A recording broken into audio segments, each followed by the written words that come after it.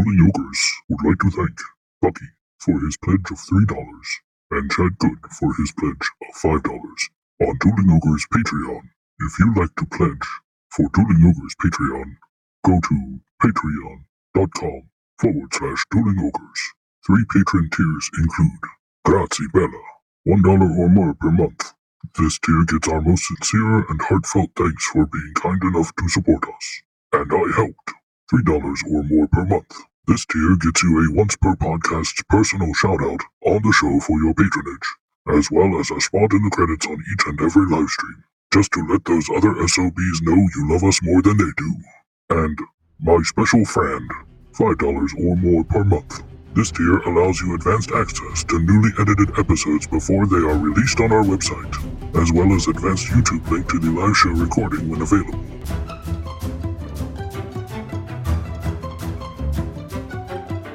Prepare yourselves for a battle of epic proportions between two titans. Feast upon their voices and revel in their words. This is Dueling Ogres.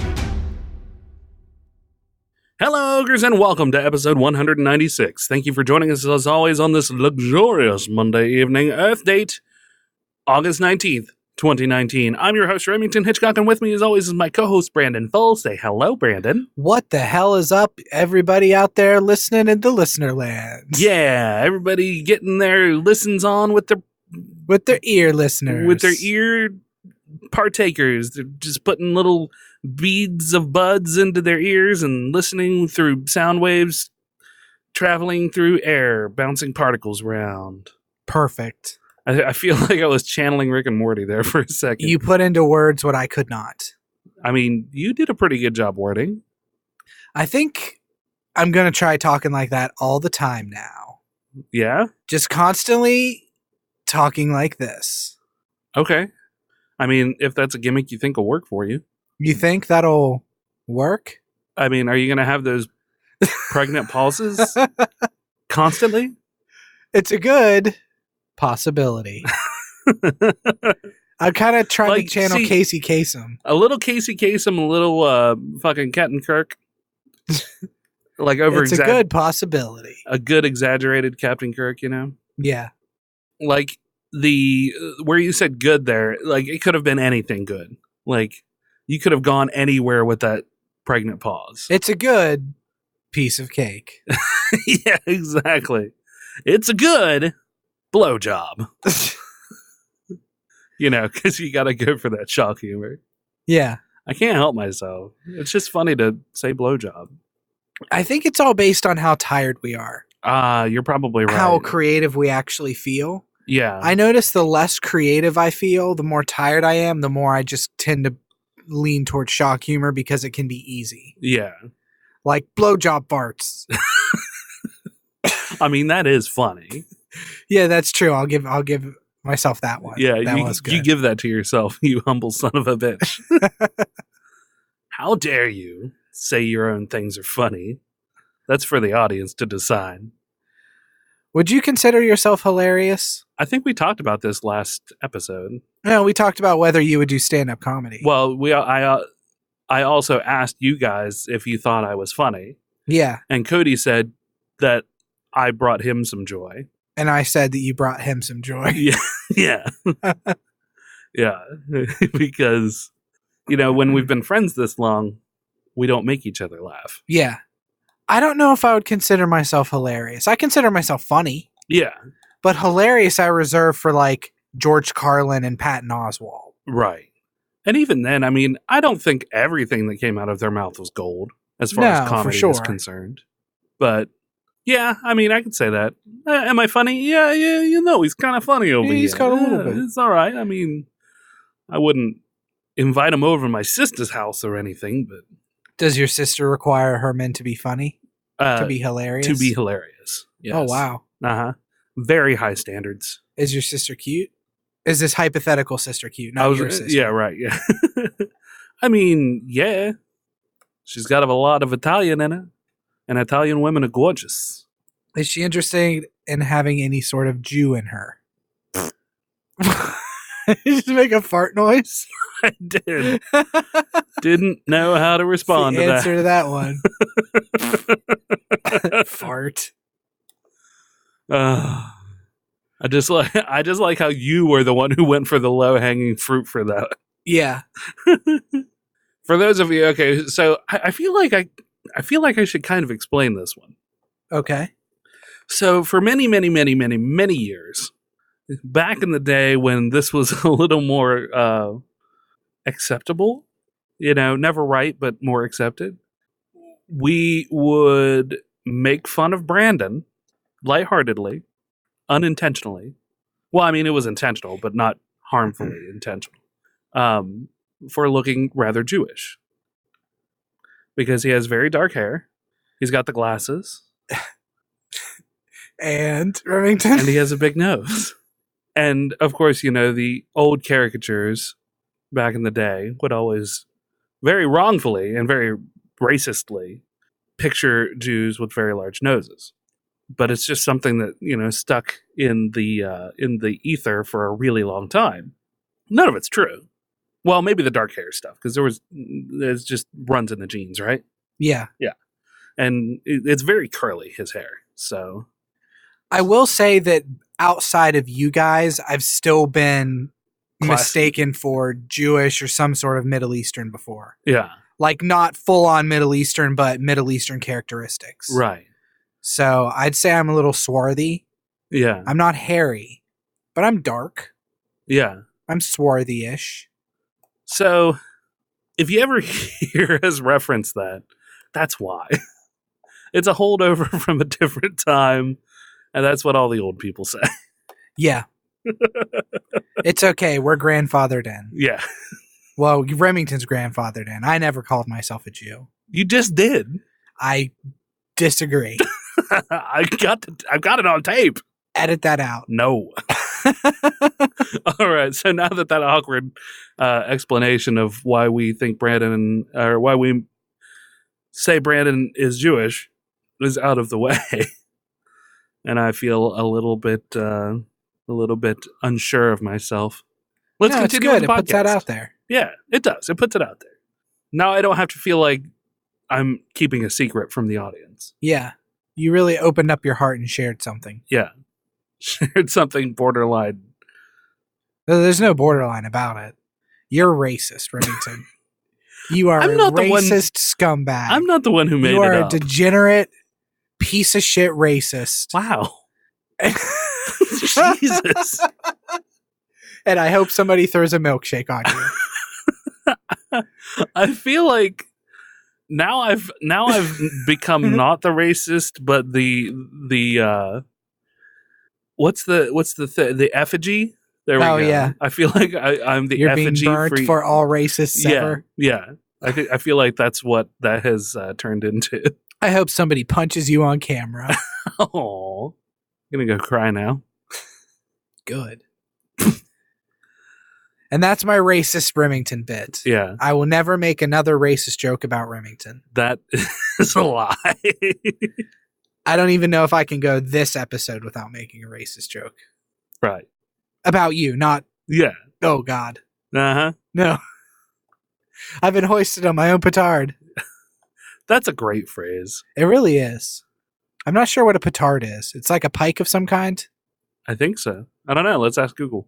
A petard is a small bomb used for blowing up gates and walls when breaching fortifications. It is of French origin and dates back to the 16th century. A typical petard was a conical or regular metal device containing 2 to 3 kilograms of gunpowder with a slow match for a fuse. Well, that doesn't make any sense at all. Oh, okay. It's from Hamlet. To literally hoist by one's own petard means to get blown up or lifted off the ground by one's own bomb. Of course, the expression is usually used figuratively to mean harmed in one's efforts to harm another. So there we go. And yes, it appeared in Hamlet when the prince discovers that his spurious friends Rosencrantz and Guildenstern are carrying orders for his execution, and he surreptitiously replaces them with letters calling for their own deaths. Hamlet said, "There's letters sealed, and my 2 schoolfellows, whom I will trust as I will adders fanged, they bear the mandate, they must sweep my way and marshal me to knavery. Let it work, for 'tis the sport to have the engineer hoist with his own petar, and it shall go hard. But I will delve 1 yard below their minds and blow them at the moon. Oh, 'tis most sweet when in one line 2 crafts directly meet." So that's the line where it was used. Huh.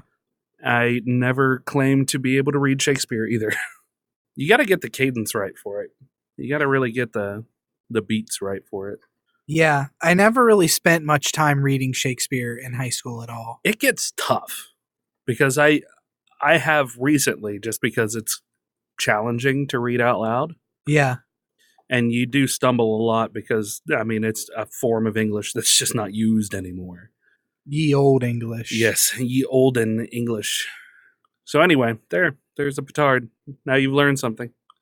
Learned a lot of things so far this episode. This has been a very informative episode, and I think we should call it. Yeah. So if you have any questions or comments. All right. How have you been, Brandon? We haven't even covered that yet. I've been okay. Yeah? Yep. Just okay? Kind of ups and downs as per usual. Yeah. My therapist has told me that as long as the ups come as frequently as the downs do, or the ups come more frequently than the downs do, then I'm doing okay. Okay. So I guess that's a good gauge. Yeah. And has that been the case? For the most part, yeah. Yeah. I'll go down for like a good 3 or 4 days will be my typical down period, and then I'll be up for like a week or 2. Yeah. So well, that's good. That seems like a pretty good balance to me. How are you on just telling yourself that the down will pass? Like, I mean, is it still pretty heavy on you, or is it something that you can just kind of sit there and just muddle through, and because you know eventually you're going to swing back up? It still weighs pretty heavy. Yeah. Yeah. It's still, I mean, I can tell myself that it's going to pass, but when you're in the middle of the shit, it's a little bit harder. Yeah, for sure. But I've been doing all right with it. I mean, I still reach out to friends and stuff when I'm feeling down. Yeah. And that helps me a lot. But I've also come to realize that, like, I can't rely on other people. I try to rely too much on other people to replace my happiness. Right. Not to get too, like, in depth with this now. Well, that's fine. In depth with myself. But yeah, I try to reach out to talk to people and to bitch to fill some void in my life. Uh-huh. Not the bitching. The bitching doesn't necessarily fill the void. Yeah. But having somebody build me up and tell me not things I want to hear, but things I need to hear. Yeah. Helps me. Yeah. Which is a healthy way to do it. Yeah. But I can't always do that. There's not always people around, and it's selfish of me to expect there to always be somebody around. Yeah. So what I've come to that realization, and I'm trying to come to terms with being okay on my own with when I don't have somebody to talk to, and I'm still feeling that way. Right. When we talked a little bit about this a couple of weeks ago, I think it has been now. Did you ever maybe start a journal or start talking out loud to yourself or anything? No, this was like a couple days ago we talked about this. Oh, was it only a couple days? Dude, I have no concept of time anymore. Like, every day is just like... Every day is a winding road. Yeah, I get a little bit closer. I didn't start a journal, but I did start writing poetry. Okay. So, putting my feelings into poetry. Okay. So, I've got that going for me, which is great. I mean, that'll help with the writing. Yeah. It may help you create an external voice. Because that's like I was telling you before, but I think it bears repeating in actual words instead of just text. On the you know, obviously I don't have the same kind of depth of like depression and anxiety and stuff that you have. But on the times that I am really upset or really angry about something, I told you that I will talk to myself. Yeah. And you almost seem like the response that I got almost seemed like I don't want to talk to myself because that's what crazy people do. Yeah, basically, yes. It's kind of what I gathered from your feelings on that. Because I said, if you don't want to talk to yourself, you can write in the journal. And what it does is it really helps me to get a third person perspective, even though it's coming from me. Mm-hmm. Because I'm able in my head, when I'm hearing something externally, to separate myself as if what I'm hearing, bouncing off the walls or coming back into my own ears, is a different person. And then I can take that and analyze that person and say, okay, this is what you're justified in feeling in this conversation and what maybe you're overreacting to in this conversation. And you can get the same effect by writing it down to a certain extent. And everybody's different, right? Yeah. So, you may benefit more from writing it down than I would. I've just developed myself over time that just saying it out loud not only just gets it out of me, like gets the passion and the anger or the hurt or the fear just out, which is really, really helpful, really cathartic for me. Yeah. It's not like punching walls or anything, although that happens sometimes too. Yeah. If I'm really beat up about something, I will absolutely punch a door frame. Just hard enough to hurt. Mm-hmm. Not hard enough to break a bone or anything. But hard enough to feel something? Yeah. Yeah. Hard enough to divert that energy, that negative energy, into something else. I mean, that's not healthy. I think in small doses it is. To punch a door frame? Yes. No way. Yes, I do. I think it is. And I'll tell you why. Like I said, it's not something that I do all the time when I'm angry. Yeah, no, I'm not assuming that you're going around just Hulk smashing just constantly. But, it does those things. And I think to say that we shouldn't experience that is lying to ourselves. We're animals. And animals, like, here's a good for instance. A dog that is very excited about doing things will run straight into something knowing full well that something is in front of it and it's going to hurt when it does it. Mm-hmm. That's because dogs are stupid. Well, humans are stupid too.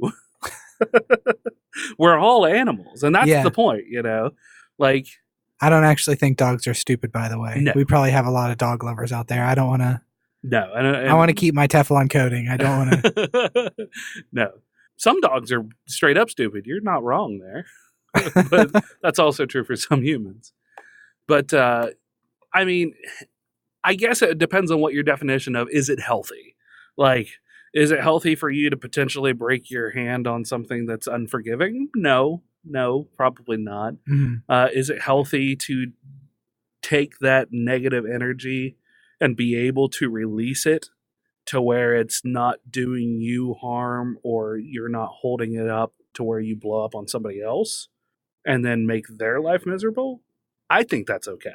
Well, yeah, of course. I don't want to hurt somebody else because I'm so upset, Of course, but I mean, you took it to the extreme there with either hitting something to potentially break and then you said a bunch of good stuff. And then you said, I'm totally blanking because I said good stuff.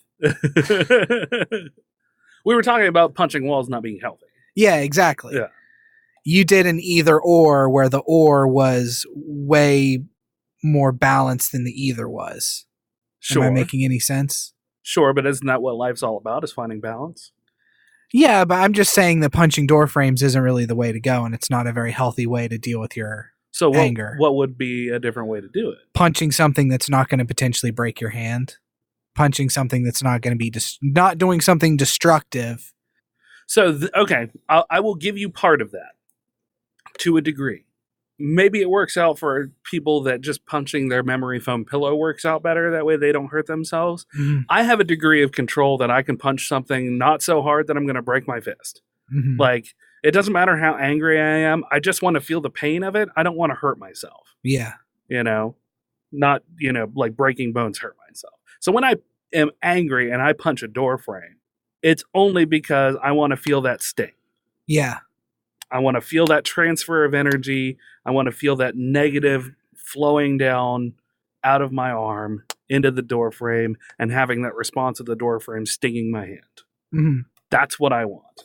I don't want to feel a bone break. I don't want to feel, I don't want to get my knuckles bleeding or any of that, I would say that that's unhealthy. If you can't control yourself, that you are hitting something so hard that you're going to put a hole through it or something, that's a lack of control on your part.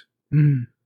At that point, somebody who has that lack of control, who can't control, how hard they're punching when they're angry, should stick to something that if they're going to choose that venue to dissipate their anger or frustration, they should probably punch something that is softer. Yeah, like a dog. And not living. Okay. You son of a bitch. I knew you were going to go there. That's why I tried to preface it, but you beat me to it. I'm just wary of the destructive tendencies because of the destructive tendencies I've had in my past. True. Yeah.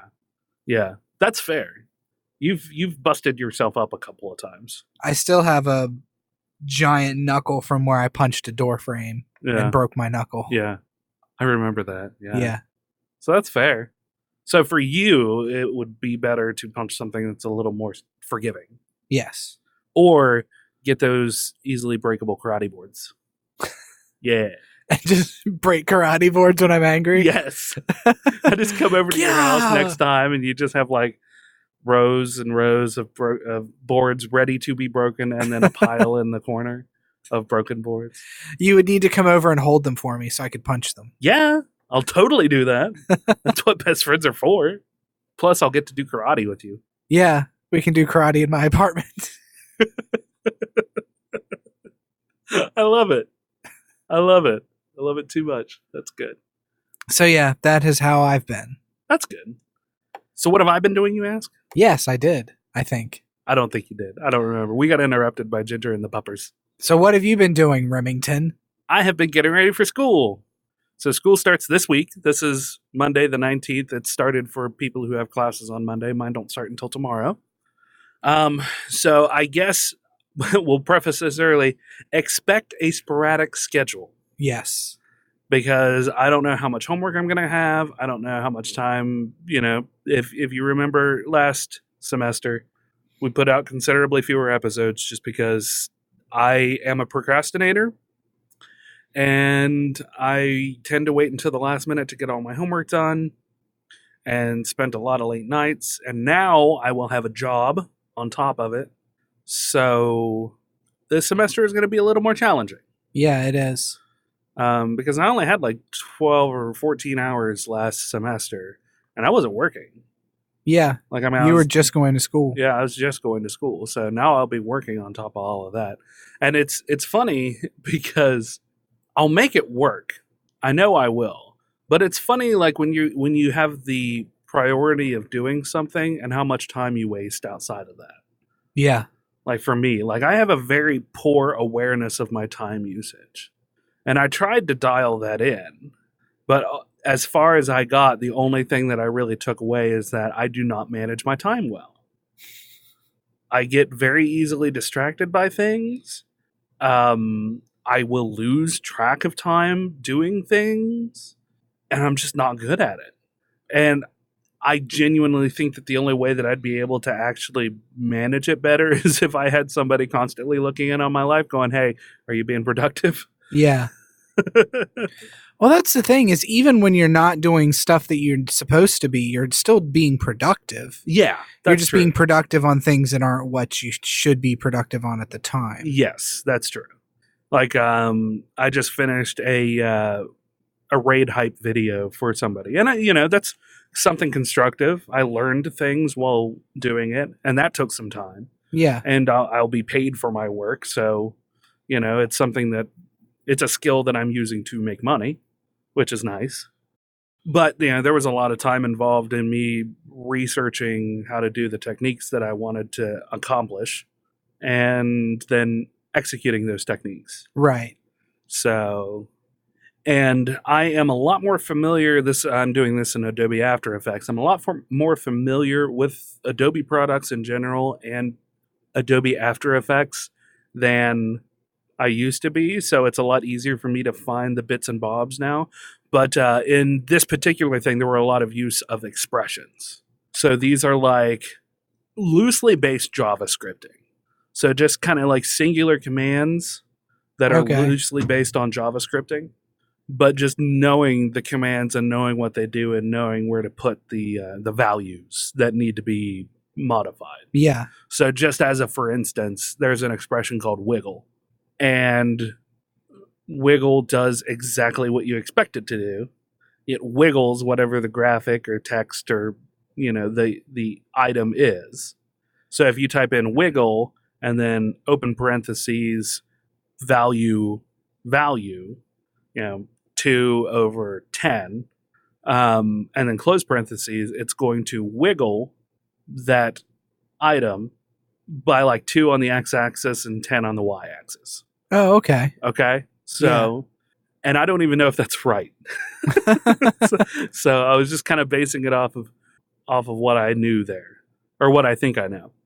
But it's really fascinating. Like, I explained it in detail what I was doing to somebody who, this fella that I work with is a musical prodigy. Like, music is his life. Yeah.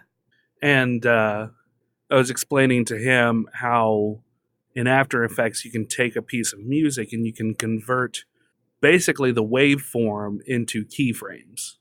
Okay. I'm not sure what you mean. Okay, you know what a keyframe is? No. Okay, so a keyframe in video editing is a point at which something can start or stop to happen.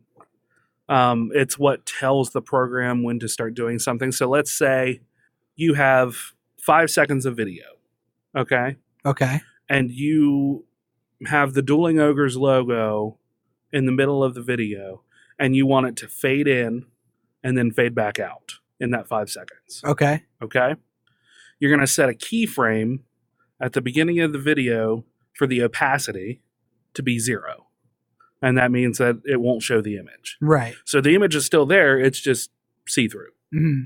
In the middle of the video, you're going to put another keyframe. It's just a little space and time, a little holder, a little point Right. I'm with you. in the time of the video. And you're going to set that opacity to 100. Okay? Okay. So now what that does, what that tells the program is that as time progresses from the beginning of the video to the middle of the video, it's going to incrementally increase the opacity of the image until it comes to 100%. Oh, okay. I gotcha. And then at the end, you change it back to 0. So it fades back out So again. it fades back out. Yes. Okay. So that's what a keyframe does. So now you know what a waveform looks like. Yeah. So now you imagine it automatically puts keyframes at each interval of the waveform. So at each peak and valley, it's putting a keyframe. So you can sync video to music beats? Yes. Okay. By dialing in which sections of the keyframing to focus on. So in this particular instance, I'm using what's called an ease command. And you've got like 4 input numbers there. And the first 2 are, and you can put this on most of the things. So like, let's say scale. At 100%, the scale is just what it looks like. But I want that thing to like bounce, to like get bigger and smaller on the beats. So I would change the scale. So I would do, but I only want it to hit on the bass notes. Well, the bass in the waveform, I'm sure I've lost everybody now. The bass in the waveform is going to be like the biggest hit. Yeah. In the waveform. So you can pull up the graph editor and it'll show the graph of the keyframes and how they're kind of bouncing through space. Right? Right. And it's just measured in units. Just indiscriminate units. Right? So if I only want the scale to change between or on those bass hits, which are the loudest, then I'm going to set the first 2 values as the min max in the ease expression. So it's going to be ease, open parentheses, minimum value, maximum value of the units of the beats that I want it to hit. Okay. Do you got me? Yeah, I got you. Okay. So say, the only beats are going to be hitting between 35 and 40 in the units, and everything else below it's not going to change. Okay. The second set of numbers is how much the scale at which you want it to grow. So if you want it to change, it's basically like adding. So at 0, it's just what it looks like on the screen. And then if you do the second number as 100, it'll increase that by 200. Like 200%. The scale will be at 200%. Alrighty. You see what I mean? So 0 is 100. Okay, yeah. So it's I like see. an additive. Okay. Yeah. And then you close the parentheses and that's it. So it seems pretty simple. Well, it seems complicated when I'm explaining it, but it's pretty simple in practice. Yeah, is it what I'm seems saying. very complicated. Yeah. But once you actually like sit down and kind of do it, it makes sense. Mm-hmm. You know, it's just explaining it sounds very convoluted. Yeah. But you see the relationship when you actually sit down and do it. Is what is the best I can say for it. So you've been working on that then? Yeah. So I spent a couple of days working on that, learning how to do that and get it done. I had been holding it off for a while just because I knew I was going to have to dedicate a fair chunk of time to do it. And I just hadn't had the time to dedicate. Everything has been very choppy. Yeah. For me. So, but yeah, I really enjoy doing that. I really wish I could have gone to school for maybe digital design instead. Do you have to get where you're going through the state to get funded? Yeah. Do you have to get your entire schedule approved by them? Every class? Or do you have wiggle room where you could take a digital? No, I could. I don't know if they micromanage so much that they wouldn't pay for it. I know he has to see my schedule. So I don't know if they will pay for any, like, I guess you would consider that an extracurricular. Oh, You know. okay. Yeah. I mean, it's extracurricular in the sense that it's outside of the scope of the degree that I'm going for. Mm-hmm. Like, I don't need to know fucking digital design for A business a degree. business degree. Although I could argue that till I'm blue in the face. I could salesman that shit. Put me in front of the right committee. I'll convince them. No, I have to know digital design because the business side of things that I'm going to pursue once I'm done is in communications and design. So I need to know the business in order to be the business. Yeah? I'm sold. Yeah, you're convinced. You got it. Yeah. Take the money. There you go. Now, if only you were my benefactor. God, if only I could be a benefactor. One of these days with that mad podcast money. Yeah, seriously. Yep. With that $7 a month. Yep. That's $7 glorious dollars a month. Oh, yeah. That's $7 beautiful dollars a month. I'm looking at it the wrong way. Yeah. It could be $0 a month. Yeah, that's very true. But we have really good friends. We do. Yeah. We do. We do. You want to do some stories? I suppose so, yeah. That'll be good. Okay, so this is an old story. This is from last week. Okay. After the shootings in El Paso, Texas and Dayton, Ohio, Okay. Walmart releases a memo to remove all references to violent video games and violent movies from their stores while still selling firearms. Yeah. People are calling this a cowardly move on their part. Uh-huh. In an email to the Washington Post, Tara House of Walmart's corporate communications department said Walmart has, quote, taken this action out of respect for the incidents of the past week, and this action does not reflect a long-term change in our video game assortment. Okay. So they're not going to discontinue selling violent video games. The memo basically said any display you had that was showing like Video game violence. video games with guns, Call of Duty, any Call of Duty merchandise you might have displayed, take that all down. Yeah. Same with TVs that might be showing violent movies in the electronics department. Right. Take it all down. Yeah. Do you think it's a cowardly move on their part? I mean, they're not going to stop selling firearms. I don't know why people are surprised. Walmart's not going to pull what's probably a pretty decent moneymaker for them. I have no numbers to back up whether or not it is, to be perfectly honest. It could be a good amount of their sales. Firearms, by their very nature, are kind of expensive. Though at least for us. I know I can't fucking go out and buy a gun tomorrow. Fortunately, I already have some, so I don't have to worry about it too much. I don't think it's cowardly.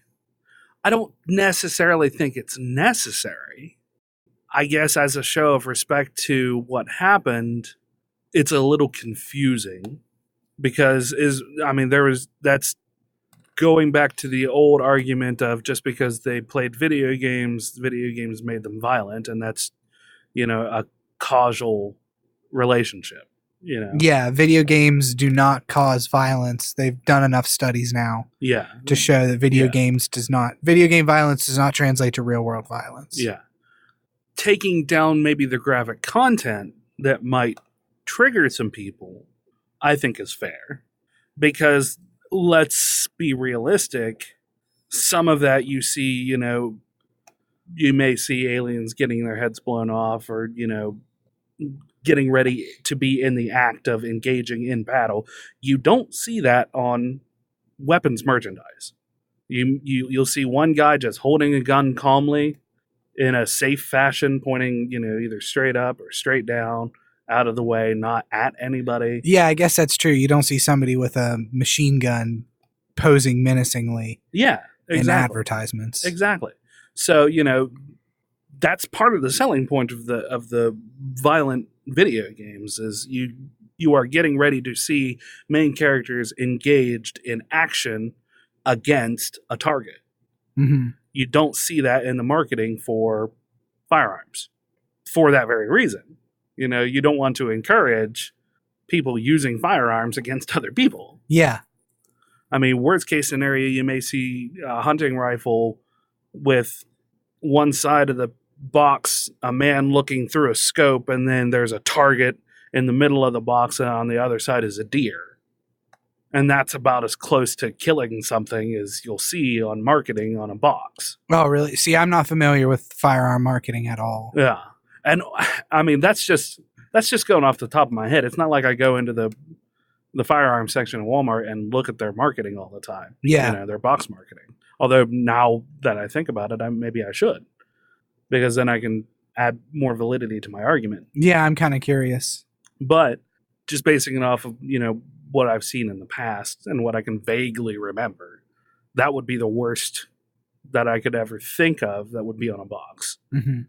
So, and a lot of times they don't even have that. Usually it's just camouflage, or it has the logo of the manufacturer, what have you. Yeah, see, I'm just going off of what you're saying here because like I said, I'm not sure. I don't own a firearm and have no desire to. Yeah. So with that, I mean, does it sound so far-fetched to pull that stuff? It just seems like a toothless move. It seems like they're kowtowing to the higher-ups because the politicians immediately tried to blame video games for it. Right, because after the shootings. Yeah. And the media wasn't having it this time. Surprisingly enough, the media didn't run with it like they normally do and have people on saying, well, violent video games cause this and blah, blah, blah, blah, blah. Yeah. The Walton family are billionaires. Right. Who have many full pockets in the government. Right, exactly. Right. So they stand to look good by doing something like this. Uh-huh. I don't feel like, and maybe it's just because of my anti-government, anti-corporation mentality. Yeah. I don't feel like there's anything good about this. It was just a PR move. I don't think they had any sort of science to back it up or any sort of actual good intentions. I think it was entirely just PR. I'm not going to disagree with you that it was entirely PR. I think that the negative bias toward corporations just trying to keep us, trying to keep a squeaky image, or at least trying to mitigate any backlash, I think is, I guess, a little unfair. Mm-hmm. To just, poo-poo on them just because of, taking down what could potentially be graphic content. I'll poo-poo right in their mouths. In regard to something that, was immediately following a tragic event. Mm-hmm. Regardless of what their actual intentions are, what their PR representative said there, whoever that was. Tara House. So, I mean, in that, she said something to the effect of, just being respectful to, can you find that line again? Taking this action out of respect for the incidents of the past week, and this action does not reflect a long-term change in our video game assortment. Yeah, so a brief taking down of what could be potentially triggering and violent content in their display merchandise as a show of respect to anybody who might be triggered by that after the events, whether it was video game related or not. And to be fair, about the only people who use that kind of marketing are video games. Video games and movies. And movies, yep. And those are the two. And you said that they pulled the video game and movie stuff? Yes. So, I mean, I don't know. That seems pretty logical to me. Well, the irony of the story, and the reason the story gained so much traction, at least in the circles that I read, is, and we're not going to get into a gun control debate at all, but the idea that they took all of this stuff down while still selling firearms. Yeah. While still selling guns. Yeah. It's ironic. It's a far-reaching way for irony to me, from a marketing standpoint. Yeah. Just because of the things that we had already talked about. That you can still go into Walmart and buy a handgun if you want to, or buy a hunting rifle if you want to. But they've taken down any sort of... And one of the shootings was in a Walmart. Yeah. So I can understand why they want to take it down. See, I get why they're doing it. Yeah. Outside of even just the straight up PR, I get where their heads are. Yeah. You just don't want to agree with them because it's the evil Walmart corporation. No, I'm dancing around it because I don't want to get into a discussion about gun control. I mean, that's just it. Like, whether you believe in guns or not, there are a lot of laws that are in place that make buying a gun legally a very difficult proposition. And, you know, if you've got a good record and they're squeaky clean and you can go in and buy a gun, but you still have background checks and stuff that happen. Does Walmart do a background check? You're required to by law. Yeah, everybody does. Huh. Yeah. There are federal and state laws that you have to go through for it. It's not like you can just literally go in and buy a gun. You have to have passed all of the, you know, proper stuff for your state and the country. Yeah. Before you can. Okay. So, I mean, I haven't personally ever bought a gun. You know, my stepdad has bought many of them. I guess I could always ask him what all is entailed in the purchase of a firearm because he's bought them just recently. So I could come back with more information if anybody wanted. Yeah, sure. You just let me know in the comments. That way I'm not speaking completely, you know, uneducated. I don't know. Let me see if... Okay, so we took a hot second to just find a couple of different things. This is an answer from Quora. I think that's how you say it. You know, that like question answering website. Yeah. This is a little dated, updated December 9th, 2016. So there have been some changes between here and there, usually for more control. What are the requirements to buy a gun from Walmart? This is from B.F. Caffrey, 40 years of shooting, student of the gun, is what his little fucking tagline is for this. He's got a list here of 8 items. You have to be able to pay for the gun. They're funny that way. His words. Bring your driver's license or state ID card. You'll need that. Bring a recent 30 to 60 day piece of mail that has your name and address on it that matches what's on your ID. The mail should be from a utility bill, rent or lease agreement, or similar document. Some states require this to confirm your address. If your car registration matches, you may use that. Number 4, check with Walmart or a local gun shop before you purchase to see if there are any charges to conduct the background check. In some states, it may cost you an extra $19 to $25.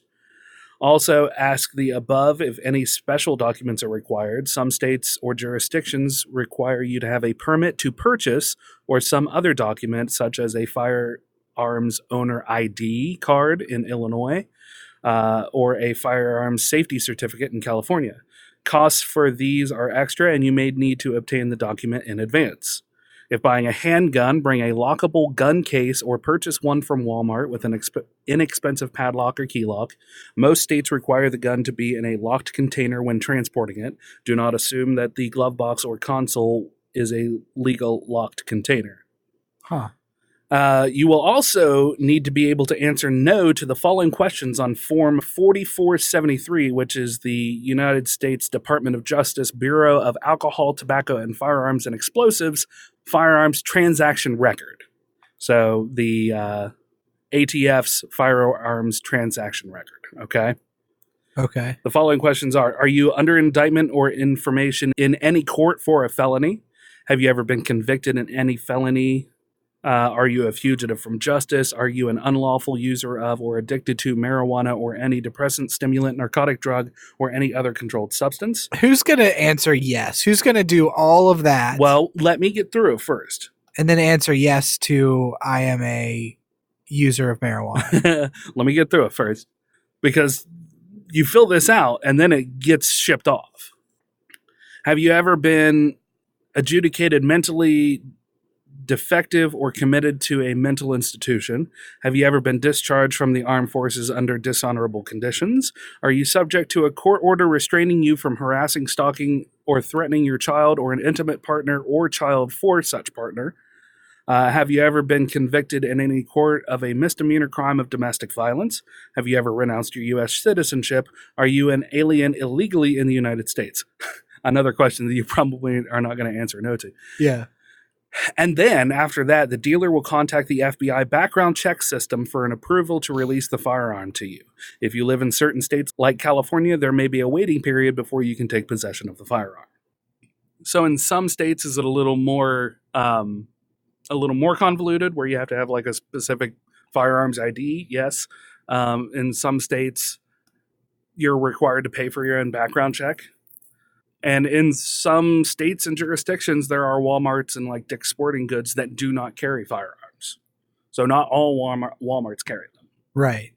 I think that's a lot of the firearms debate that gets looked over when people are discussing it and getting into heated conversations about it, is that you'll run into a lot of people who don't actually know what you have to go through to legally obtain a firearm.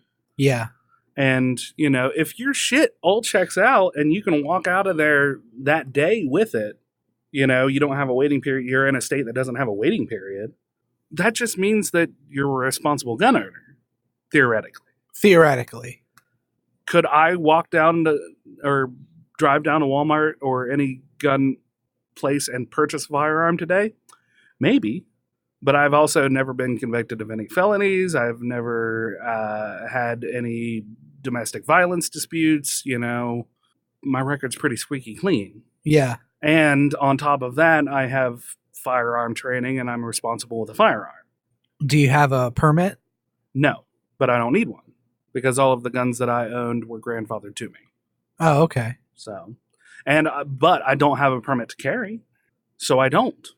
If you had a permit to carry, would you think? Probably not. I'm not that into firearms that I give a shit. Yeah. Like, I don't think that I need to carry a firearm for my protection. I'll just duck behind a table because that works in the movies, right? It doesn't work in real life, by the way. Yeah. Unless that table is made of fucking steel and at least a 1/4 inch thick. Mm. So yeah, as far as the Walmart taking down the displays that are violent, I don't think it's necessary. I think it was just a like she said in the article, a move of respect. Yeah, it definitely wasn't necessary. Yeah, and I don't think that the argument of, oh, you're going to remove this, but you're not going to take down firearms is a valid argument. Well, I think you're wrong. That's fine. I just think that you're comparing apples to oranges in that situation. Mm-hmm. You know, you're comparing visual reminders of violent acts to properly handled, and, you know, there's always gray areas, but properly handled firearm sales. Yeah. You know, they're required by law to do things to make sure that people who are not currently engaged in questionable actions receive firearms. You know, yeah, there are systems in place to keep that from happening. So people will always be able to get guns. Bad people will always be able to get guns. That's true. And, you know, and probably quicker than any respecting firearms owner will be able to get a gun who wants to go through the proper channels to do it right. Mm-hmm. You know, because like I said, that's a federal form that gets reported to the FBI. You know, so that is your purchase of a firearm is recorded in the United States database. Yeah. They know what guns you have. If you have a gun that's stolen from you, you're responsible for that. If that gun is used to kill somebody and it was stolen and you didn't report it as stolen, that can come back on you. And even reporting it as stolen is still, your responsibility. Oh, really? Yeah. Mm-hmm. As it should. I mean, that makes sense. Yeah, absolutely. Yeah. I don't disagree with that. No gun owner will disagree with that. No self-respecting gun owner will disagree with that. Mm-hmm. It is their responsibility to make sure that their firearms are properly kept, cared for, and secured. That's another thing that they teach you. Yeah. So, yeah, I don't know. Okay, fair enough. Yep. All right. I'm keeping my opinions mostly to myself. Oh, no, it's fine. I mean, it's completely okay to disagree, like just from the point of the story. Oh, no, I know. Yeah. It's okay. It's okay Yeah. to disagree. We can disagree all day. Yeah, absolutely. I would just rather not talk about something that I have strong feelings on, but I don't have a lot of facts to back me up. Heard. I feel you. Yeah. So there you go. Okay, so speaking of disclosure then, do you want to move on to some video games disclosure? Yeah, sure. Okay. Because I feel like I actually ended up talking more about that story than you did. Oh, that's fine.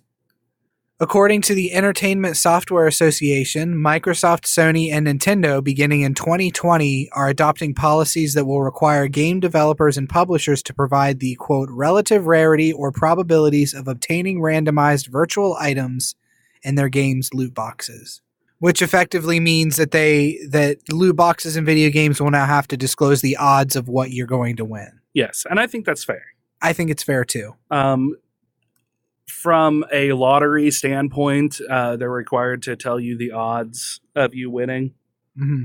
They're usually, if you go and buy any lottery ticket from your local gas station, you are going to, down in the fine print, there will either be a website that you can access that'll tell you the odds, or it'll tell you the odds right on the card of your chances of winning a jackpot. And to that same end, I think that's completely fair to ask of the video game community when you're paying good monies for loot boxes. Yeah, well, and loot boxes have been so contentious from the beginning, Mm-hmm. but now in Europe where they're trying to ban them completely because they're considered gambling, this seems like a preemptive measure to get ahead of that in the U.S. Yeah. And the U.S. has a long history of gambling, and I don't think that that'll be something that goes away anytime soon. Nah, fuck no. We like to spend our money frivolously, damn it. It's the American way. We like to take chances. That's the American way.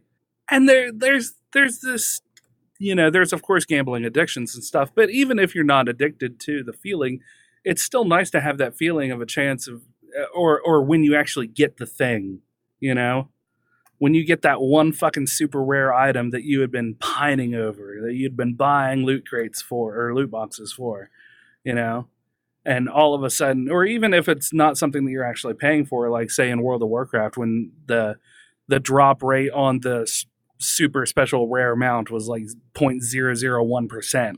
Yeah. That same feeling when you finally fucking get that after farming it thousands of times and you pee yourself with excitement. I mean, that's a feel-good moment, It's a total Pavlov's dog. It's a Pavlovian response that they put into it. Yeah. And I think that there is a place for us to have that kind of response. What people do with their money, honestly, is none of my concern. So if people want to pay for loot boxes or invest their time in grinding for that one piece of gear or that one mount that they want, no business of mine, really. Yeah, I'm fine with it too. Even when it comes to the point of, is it a video game addiction or an addiction to that, the idea that when it actually starts, affecting their life negatively and affecting the people around them, then of course they should seek help of some kind to get through that. But, if I want to spend $30 on a chance to get that one thing that'll put me over the edge, and I get it, great. And if I don't, then I may not spend that $30 again. Yeah. So, well, it's predatory for the people that have issues. Yeah. And I know that you can't make all your decisions based on a small group of people. Yeah, and that's You know, you that's kind of can't- where you're at on it. Like You can't say, well, we're not going to put out loot boxes because there's a small amount of people who may overindulge. But the way a lot of times that these loot boxes are manipulated is specifically to attract the people who overindulge. That's wherein the issue lies. So do you think actually just showing the odds of it will help to put that into check? Because, I mean, the tactics are still going to be the same. You're still going to have the flashy, oh, it's glowing gold now, and gold means good, and, Yeah. I mean, that goes back to, marketing 101, where you're using color and sound to, manipulate a buyer's potential purchase. And whether that be predatory, I mean, it's all predatory by nature. Marketing is predatory. Well, yeah, but So this is a different level of predatory. Now, like in what regard? Like, do you have an example that you can point me to that would be almost errs on the side of more predatory toward people who have the disposition to, say, be addicted to gambling? well, a lot of what they do is the stuff that's like limited time. Okay. You know what I mean? You see that where it'll pop up and be like limited time only. You can get this for $9.99 instead of $29.99. Sure. Yeah. I mean, I've fallen into that trap before. Yeah, so have I. That's a predatory practice just on its own Mm-hmm. because it's not necessarily for a limited time. It's just advertised as for a limited time. Right. There's all kinds of marketing 101, like you said, things that they use to get you to impulsively buy right now. Right. And I feel like that by its very nature is predatory. Mm-hmm. You're seeing a lot of that in stores as well. And you kind of have for a while, but I've noticed it a lot more. And maybe it's just because I'm an adult now and I didn't notice it when I was a kid. Maybe this has been something that's been happening for years and years and years and years and years. But clearance items that are put toward the front of the store Yeah. that, big, shiny, fucking super cheap price sort of thing. Granted, those items won't necessarily be around again, but you will see that tactic used, the similar tactic that you were talking about used for like Black Friday Oh, yeah, for sure. and Cyber Monday. Which is to attract not just the regular consumer, but compulsive shoppers. Yeah, yeah. I guess I can see where you're at on that being, especially on items that they could at any point release for that cheaper price. Yeah. Yeah. So for sure. Especially whenever you're paying for digital goods like that, when you're Yeah. paying for skins, when you're paying for more gems, Yeah. something that isn't actually substantial. Yeah. Now, skins I can almost get behind. If you're buying like a new look for your character, Uh-huh. that's one thing because you're getting it. I'm specifically talking now about the mobile marketing games, Mm-hmm. the ones where you play and it's like, okay, you already did your 10 movements for the day. Now you can expend a gem and get an extra 5 movements. Oh, you don't have any gems? Well, you can buy 10 gems for $5. Right, yeah. Stuff like that. You're not buying anything substantial. The game has purposely gated itself off Yes. for you to spend money. Yes. Yeah, I actually just downloaded a new D&D game. Warriors of Waterdeep, I think is what it's called. Does it do that? And it 100% has that kind of gating in it. Ugh. And I'm really enjoying the game, but it is frustrating how quickly I can blow through the gold to upgrade my guys Yeah. and how little XP I'm getting as I go, as it continues to further gate itself off from me, hmm from my ability to play without spending money.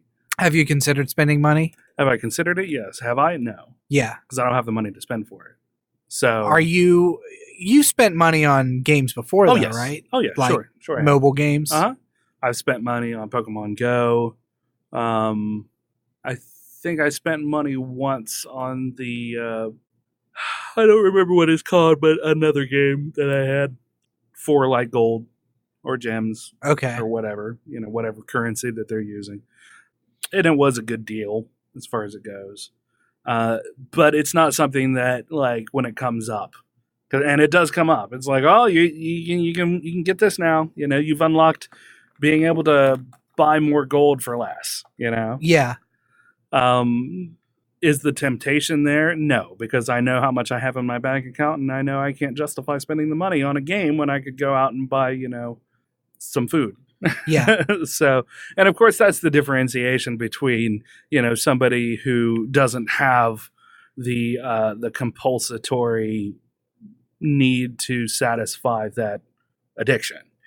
Yeah, you don't have an addictive personality as far as casino gambling stuff goes. Right, exactly. I mean, do I want to? Sure. But will I take all factors into account and make a logical decision as a consumer? Yes. Mhm. Because I don't have that excitement blocking my reason. Yeah. Yeah. And there are people who don't have that ability from whatever fundamental issue they're suffering from. Mhm. And that is where the problem lies. So going back to the marketing techniques and how they're predatory, I mean, they are, and like you said, you can't really get rid of them. I mean, you can, but number one, it kind of homogenizes the game. I think it takes a certain amount of fun out of it. I mean, not necessarily the gating stuff like we were talking about just now. That shit can go away. Or that shit, you can give me another avenue to grind it out.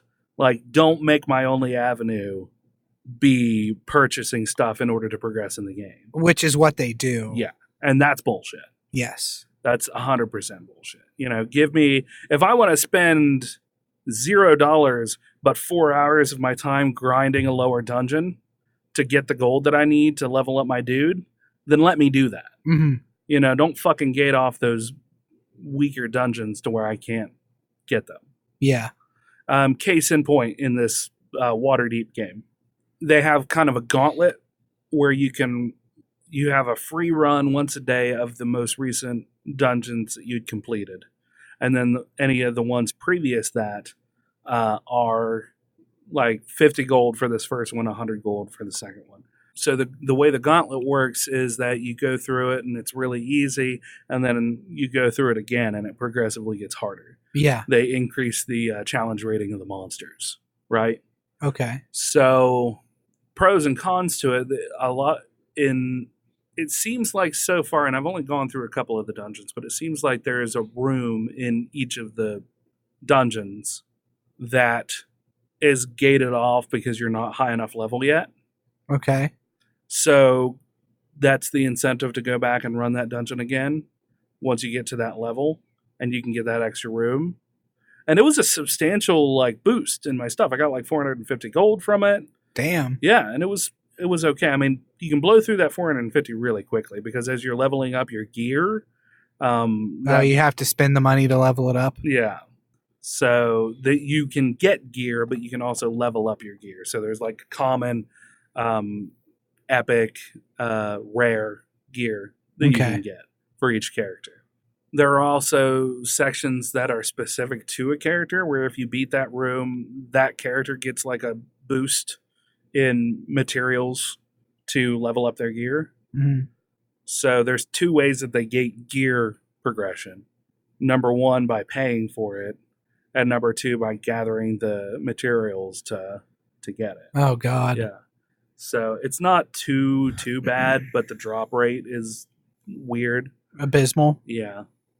For some things, and for other things, you just have 1,000 of them. It's dumb. Is it a turn-based game? Yes. Yes, it is turn-based. As I saw, I'm in a D&D group on Facebook, and somebody on there posted they were in the hospital and wanted suggestions for D&D based games, and a couple people suggested Heroes of Waterdeep.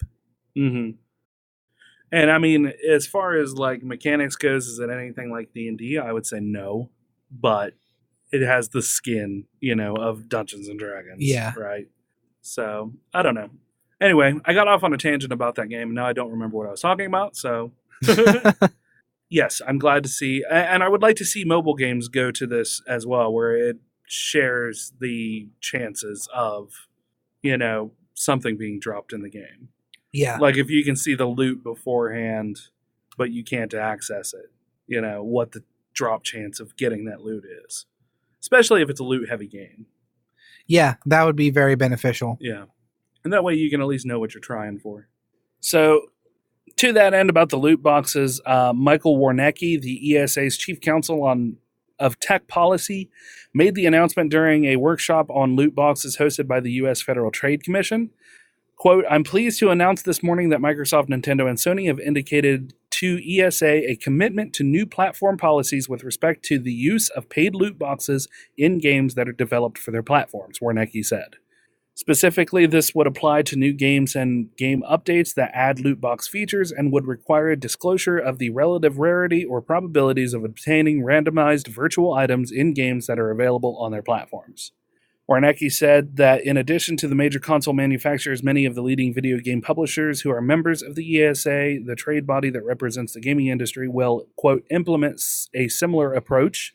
Those publishers include Activision, Blizzard, Bandai Namco Entertainment, Bethesda, Bungie, Electronic Arts, Take-Two Interactive, Ubisoft, Warner Brothers Interactive Entertainment, and Wizards of the Coast. I think Epic also said they just purchased somebody else.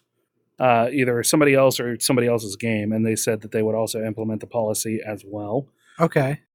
According to the blog post, the console manufacturers are, quote, targeting 2020 for these changes. Other publishers are hoping to add these features no later than the end of 2020. The announcement comes after years of criticism from consumers about loot boxes and modern video games. The attention of the FTC seems to have inspired a new round of self-regulation within the members of the ESA. The maneuver brings to mind the formation of the Entertainment Software Ratings Board in 1994, which brought about, in part, to head off potential government regulation of video game content. So yeah, and that's the other thing about the video game industry that you will see sometimes, is them getting ahead of government intervention. Oh, yeah. Yeah. They like to control their own shit. So if they see something that's getting a little suspect in the industry, they'll work to police themselves. Yeah, with the ESRB. Yep. Continuing in video game news, for those of you who don't know, Halo is coming to Steam. Oh, really? Yeah. After years in the wilderness, Halo, the Master Chief Collection, will bring Halo Reach, Halo Combat Evolved Anniversary Edition, Halo 2 Anniversary Edition, Halo 3, ODST, minus the firefight mode, regular Halo 3, and Halo 4 to PC. The only previous games in the FPS series to launch on PC were Halo and Halo 2, both well over a decade ago, if you don't count the Halo Wars spin-offs. This is obviously a big moment, and it seems like Microsoft is making some good decisions in bringing them to PC, namely launching them on Steam rather than trapping them on the Microsoft Store. Yeah. There's much more to go into below as well, so this is an article from PCGamer.com. The Master Chief's Collection release date is 2019. It will entail over 120 multiplayer maps and 67 campaign missions, which should be enough to keep you occupied for a while. The idea is to evolve and grow the collection over time with community input, so it's likely we'll see more features added to each game after launch. So they will be sold as individual titles, and then they will be sold as a full package when they're all released.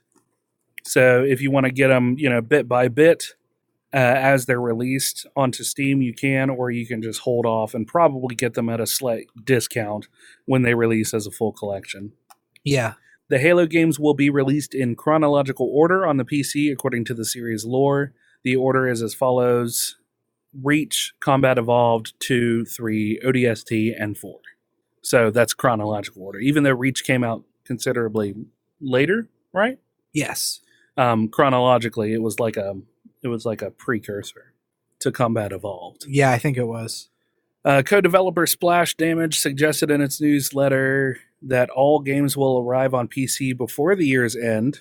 Quote, the cat is out of the bag. We're incredibly proud to be working closely with Microsoft once more, this time on bringing Halo, the Master Chief Collection to PC, Splash Damage said.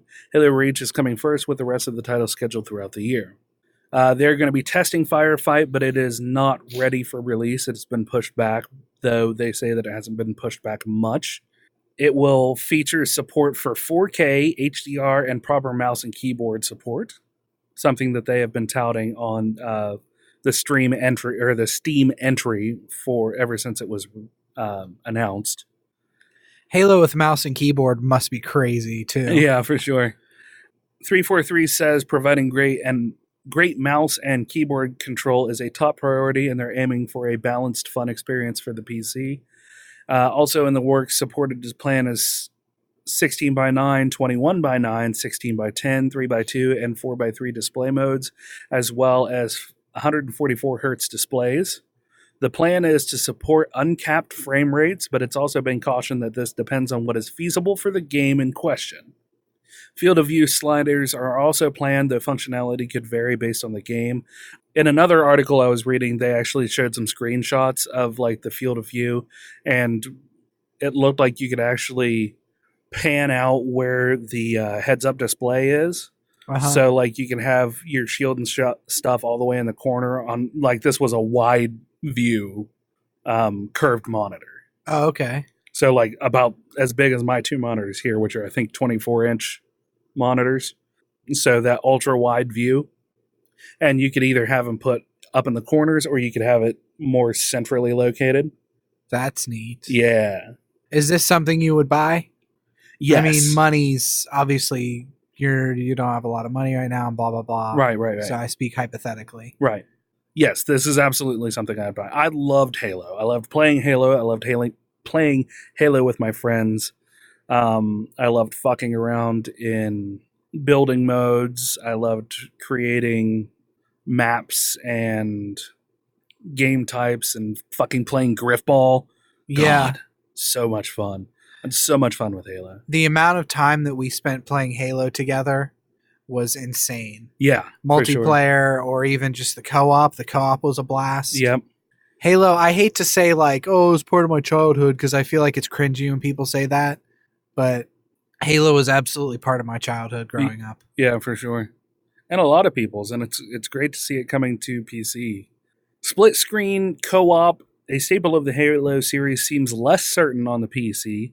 When asking about it during a Reddit AMA, Jared, I don't know who Jared is. I'm sure it says somewhere in this article.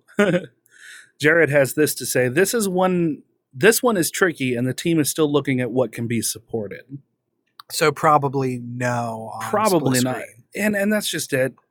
Where we're at technology-wise and being able to play with each other, I just don't think it's necessary to have split-screen co-op anymore. I mean, don't get me wrong, you're really missing out on being in the same room as your friend, but bring your computer over. Like, we can still play in the same room and just on our own hardware. Yeah. I mean, it could almost be like a resurgence in LAN, even though it wouldn't really be LAN, LAN parties. Mm. But just having everybody bring their PC over and fucking setting them up on a big-ass card table and just fucking playing Halo together. That would be awesome to have again. That would be sweet as fuck. Halo Reach will not launch with its theater and forge elements. Expect these down the line when Halo 3 and 4 are being tackled. From a development perspective, it makes more sense for the team to tackle Reach's forge theater a little later in the roadmap at the same times as Halo 3 and Halo 4. You will need a Microsoft account to play the collection on Steam, but you will not need Xbox Live Gold. Progression will carry across between the Xbox One and PC versions of the Master Chief Collection, in case you've somehow ended up with the former under your TV. The game will be compatible for Windows 7 and Windows 10. Windows 8 is, quote, being investigated. Halo on the PC will support custom games browser. The plan is to get some of Halo Combat Evolved's user-generated content into the Master Chief Collection as well. We're always investigating ways to bring the wealth of Halo user-created content to a larger audience for everyone to enjoy. Halo Custom Edition content is definitely on our list and is actively being explored. So here it is running on an ultra-wide monitor. Jesus. And you can see, here's the HUD right here. Or you can set it all the way out to the edges. So if this is a little too congested for you, you can move it out. So yeah, there's a lot more to this article, but I don't know. I had signed up for the beta. I didn't get in. I am anxiously awaiting it. It's on my Steam list with notifications active for me to see it. So the Master Chief Collection or just Halo? Yeah, just the Master Chief Collection. Yeah, I'm pretty sure that I've got just the Master Chief Collection. I think it's up for pre-order on Steam. I'll have to double check now that you said that. Okay, so apparently I didn't have it on my wish list. I just thought I did. I think I had signed up through Steam for the beta, is what it was. So that's what you were thinking of? Yeah. But it is now on my wish list with notifications on, as well as news in my feed whenever I boot up Steam. So, but yes, I'm really excited about this, especially now that it's getting closer. There's not much left of 2019. You know, they've only got, so it's got to be, I would guess, probably closer to Christmas, maybe. Yeah, they've got 4 months to get their shit together and get it out. I don't think that there is a word on what the cost will be for them. Halo 5 is not coming to PC.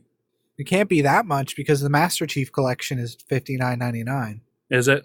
Yeah. So then it'll probably stay within that price point. I don't know what you'll be able to get each game for as they release. My guess is $9.99 to $19.99. Yeah. Do you think it's something that you will consider picking up? I didn't realize that the first Combat Evolved was already released. Yeah, actually, the first Combat Evolved has been out for a couple of years, I think. Yeah. Yeah. No, No? not really. Yeah? I have my Xbox One for that. If I really wanted to play Halo, I would have bought the Master Chief Collection, and I would have bought it forever ago when it released. Well, here's the argument that I'm going to pose to you for this. How dare you? I know. Part of the reason we don't play Halo anymore is because we don't really have anybody to play Halo with. Yeah. Now this is going to open up a whole new thing for those of us like me who have switched to PC gaming, where we'll be able to play together. The question is will it be cross-platform? And I'm not going to continue on with the story to see if that's going to be supported or anything. If it is, that'll be even fucking better. Probably not if it's on Steam.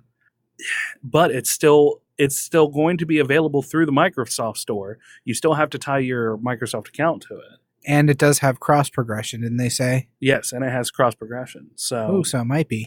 yeah. So I mean, the technology is there for cross platform. Now, I mean, Fortnite has it. You don't even have to worry about getting PlayStation involved on it because PlayStation doesn't have Halo. Yeah. The Xbox One operating system is closer to Windows than any operating system beforehand. Mm-hmm. And it can handle the previous versions of games. It's backward compatible for a lot of games. Yes. So the idea doesn't sound too far-fetched to me for it to be cross-platform. Yeah. Now that you mention it like that, I think it sounds reasonable as well. Yeah. It may not be with release. You know, maybe that'll be one of those things that they just have to keep working on. If it's cross-platform, I would totally buy Master Chief Collection to play with you. Yeah. Nice. Well, good. I'm hoping to get into some Halo sometime then. Or I could just buy Master Chief Collection and you could come over and we could play split screen that way. Yes, we could do that too. I'm down for that. That would be cool. Yeah, absolutely. It'll be a fine excuse to come over and hang out with my friend. Oh, yes. Or I could bring my Xbox One over here and we could play it on your Big ass fucking projector. Yeah, projector screen. Yeah. That'd be way better. Yeah, that seems like what I'll do. It Yeah. wouldn't be that hard, right? Don't you have a long HDMI cable I could use? Yeah, we can totally hook it up. It wouldn't be that big of a deal. Hell yeah. Yeah. Hell yeah. Hell yeah. So here's a couple shorter stories to round us out if you want me to. Okay, go for it. Syfy cancels the show Krypton, Okay. and also the Lobo spin-off series Okay. has been canceled. I don't know if you watched Krypton at all. I did not. I can't even tell you the last time I watched something on Syfy. Okay. Yeah, I don't watch any of those shows, so. But there's that. Okay. George Carlin's daughter, Kelly, Oh, I did see this. has been cast in Bill and Ted Face the Music. Yeah, No word on who she's playing yet. that's cool though. I'm so freaking excited for Bill and Ted That's Face the so Music. cool. Yeah. Kevin Smith is set to helm Masters of the Universe Revelation for Netflix. Interesting. It's going to be adapted as an anime Okay. and continue where the original cartoon left off. Okay. The show will revolve around Tila, who must attempt to find the missing Sword of Power and unlock the hidden secrets of Castle Grayskull. Uh-huh. This will lead up to, according to Smith, what may be the final battle between He-Man and Skeletor. It didn't work very well for Thundercats, but we'll see with Kevin at the helm. Yeah. Apparently She-Ra is doing very well on Netflix. Oh, yeah? Yeah. Well, that's good. So He-Man hasn't been introduced in She-Ra yet, so I don't know if it's going to be a crossover or take place in the same universe. None Yeah. of the stories said. Yeah. It was kind of up in the air, but expect that coming at some point. That's cool. Also, you might have seen this one. Ewan McGregor is in talks reportedly to return as Obi-Wan Kenobi Yes, I did see for a that as well. spin-off on Disney Plus. Yep. Making it pretty the cool. third Star Wars show on the streaming platform after The Mandalorian and the Rogue One spin-off following Diego Luna and Alan Tudyk's Rogue One characters. Okay. Ezra and... Cassian Andor and K2SO. Oh, okay, yeah. What do you think of Ewan McGregor coming back as Obi-Wan? Oh, I was getting Rogue One confused with Rebels. Yeah. Sorry. No, I think that's great. It'll be nice to hear him lend his voice to it. And that's something that It'd be live action. Oh, is it going to be live action? Mhm. Oh, I thought it was going to be another animated series. No, that's even better. I like the idea of, and we're seeing a lot more of this, bigger actors who are stepping into these streaming services and doing shows, Yes. instead of just doing movies. It's kind of like whenever you'd hear about an actor doing a Broadway show, like the Broadway show is something that's, prestigious, but it's also something that's kind of ongoing for a certain amount of time. Mm-hmm. So it kind of gives them something to do when they're not doing a big title movie. Yeah. And I feel like this streaming service is kind of this century's Broadway, where they come in, they do a series for, 4, 5, 6 seasons, and they have like a steady paycheck, and they get to flex and work their skill of acting. And then, in between downtime when they're recording for that, they go and do these a big budget title movie. movies. Yeah. I don't know the last thing Ewan McGregor has been in, though. I haven't seen him around in a while. Don't think I spelled that right, but that's fine. Huh. What's that? He's apparently in Birds of Prey. Oh, really? Yeah. He plays Black Mask.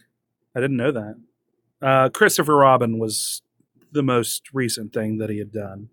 That live action Winnie the Pooh. Oh, where that's Christopher right. Robin's an adult. That's the most recent thing that's released. He's worked on something called Dr. Sleep, which is in post-production. Yeah, that's the sequel to The Shining. Oh, is that what that is? Yeah. Okay. Birds of Prey, The Land of Sometimes, The Cow, all of those are in pre-production. So yeah, before that was Fargo, the TV series for 2017. Beauty and the Beast, he played Lumiere. Okay, so he's still been acting steadily. Yeah, T2, Just not stuff I'm Trainspotting. super familiar with. Yeah. So yeah, I would say not a crazy A-list title since Beauty and the Beast and then Star Wars. Yeah. Trainspotting, he was revisiting, that whole thing. And I don't know how that was received, to be honest. Because I think I've only seen bits and pieces of the first Trainspotting. Yeah, I don't think the second one was really received with as much acclaim as the first one was. Yeah, or as much as they'd hoped anyway. Yeah. The first one became a cult classic. Oh, yeah, for sure. So it's always weird when a director, producer, or whatever tries to capitalize on a cult classic. Capture lightning in a bottle. Yeah. But no, I mean, I'm excited to see him reprise his role as Obi-Wan. Yeah, me too. Yeah. I thought he did a fine job as Obi-Wan in the prequels. I do too. It's so, I hate to shit on him again, but it's so hard to watch it and watch him beside of Hayden Christensen. Yeah.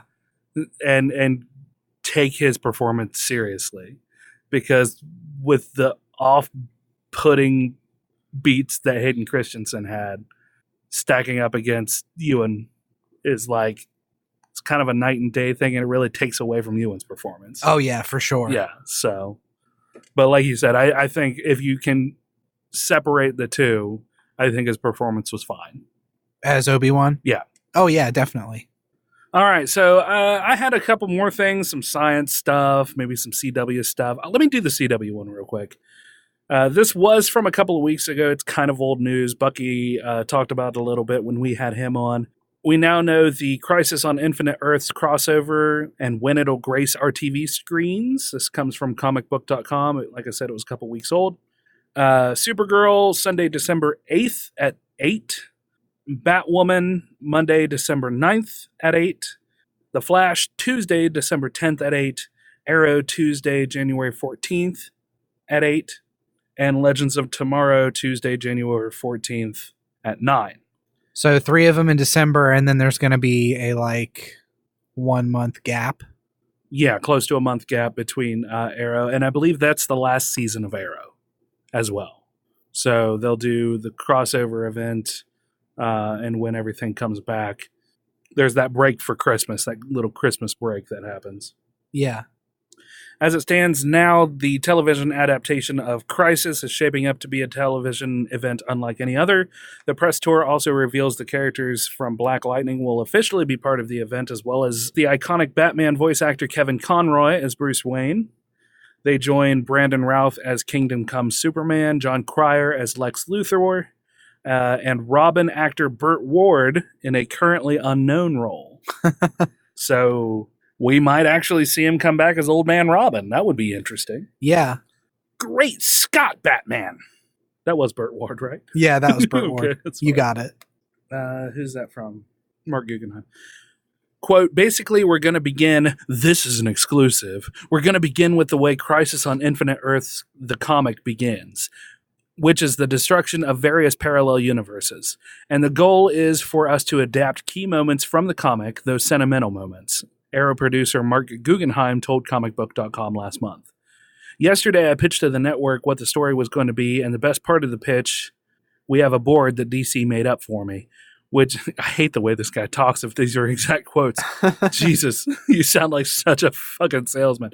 Yesterday, I pitched the network what the story was going to be, which covers from key issues of Crisis on Infinite Earth.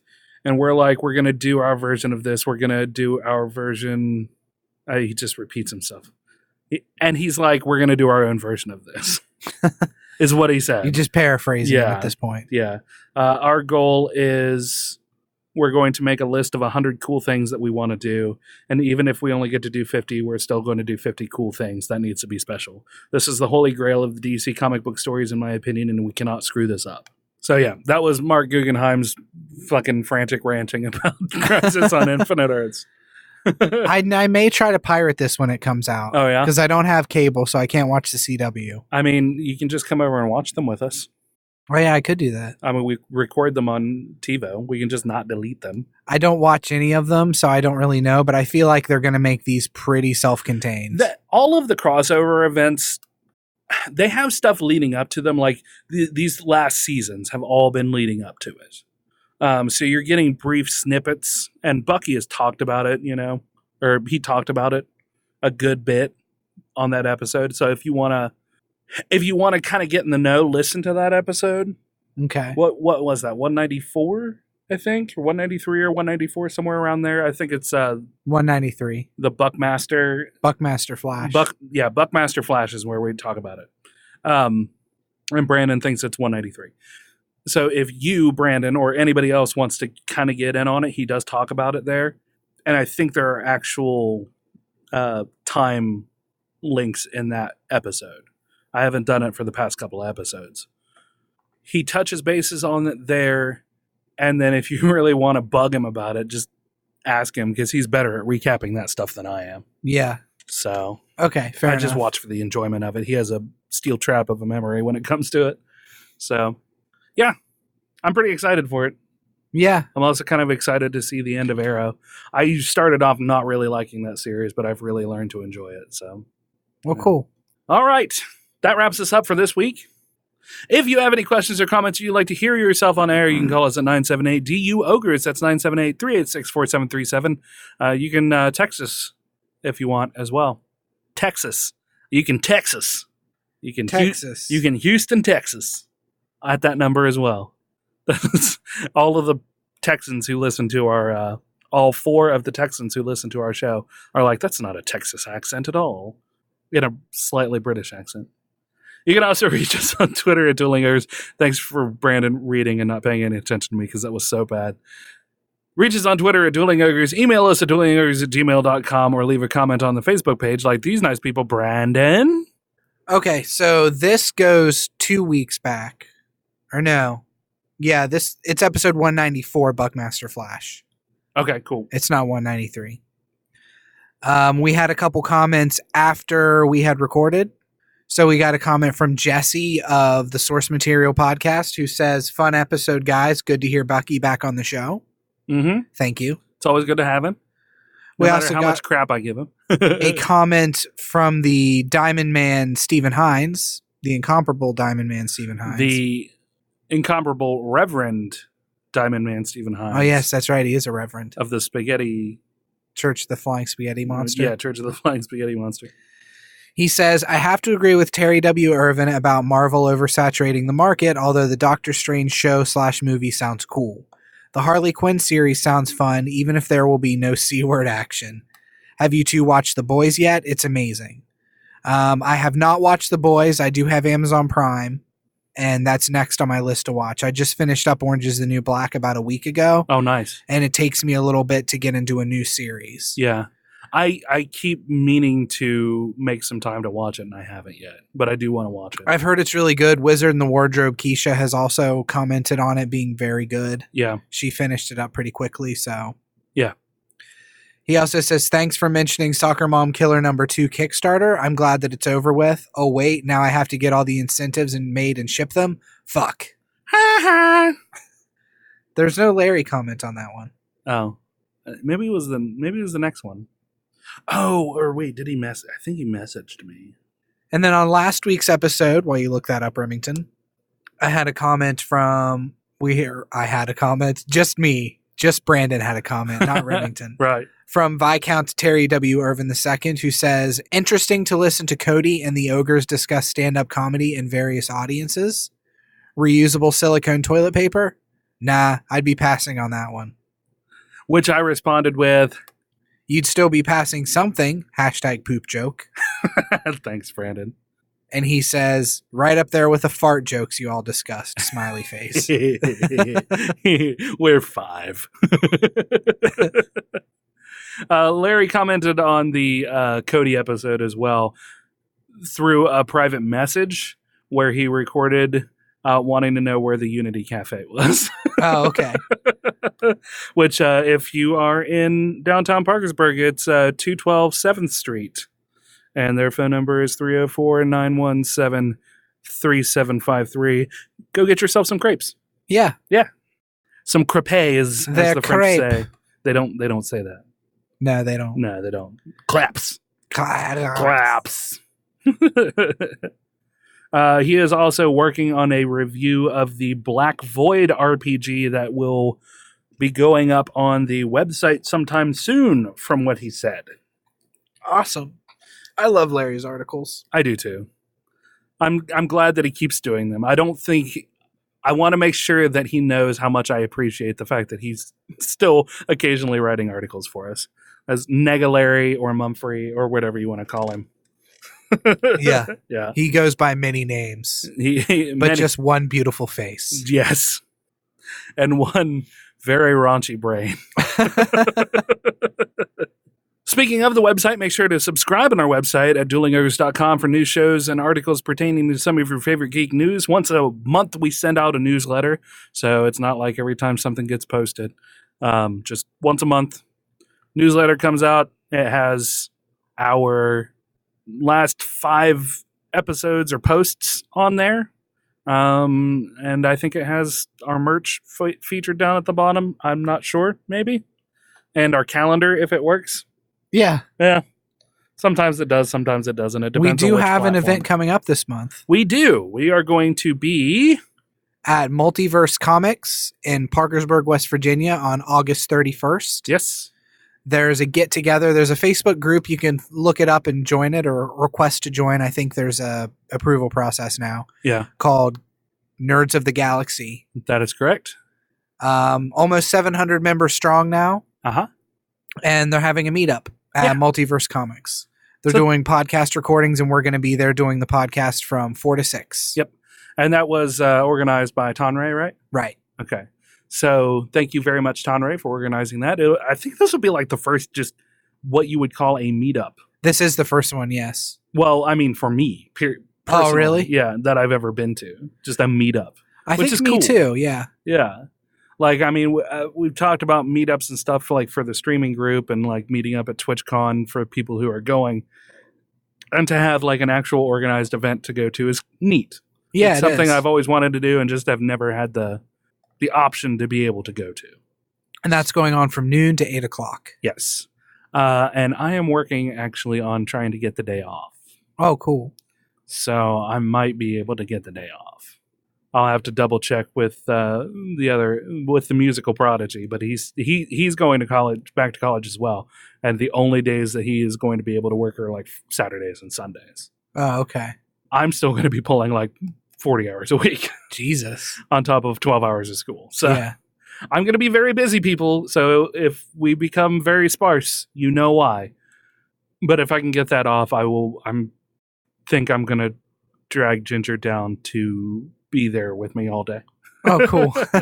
She's the one who was really pushing for me to go. Yeah. So it works out.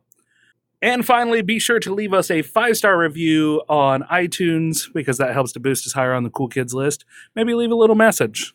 Tell us how much you like us. Yeah, just a little comment. And eventually, every once in a while, I pull it up and look and see if we have any new comments. And we never do. He's right. We never do. We haven't had one since 2017.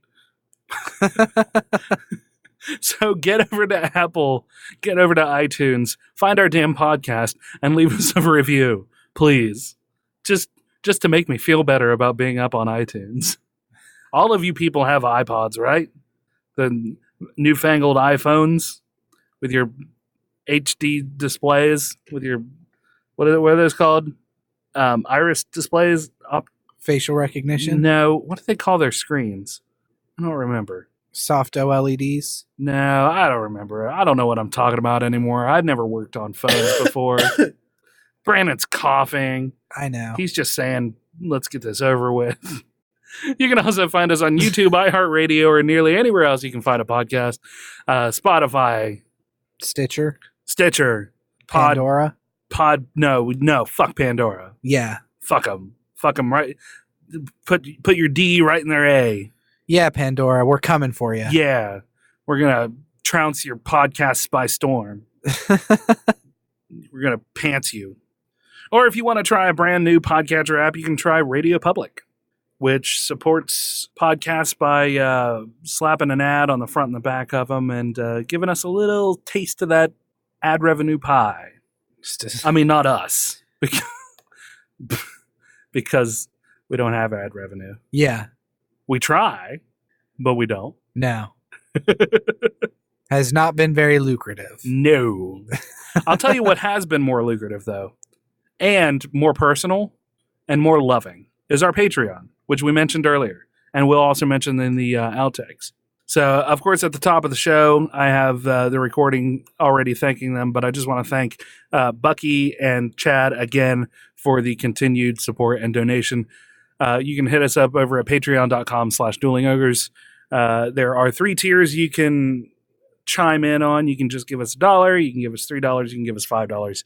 Any of those things will work, and we will love you for it. And you'll get some extra perks if you get a little more frivolous with your money. You can gamble on Dueling Ogres. Yeah. Yeah. You got to know when to hold them. Yep. I will. I will even give you the percentage statistics that you'll win with Dueling Ogres.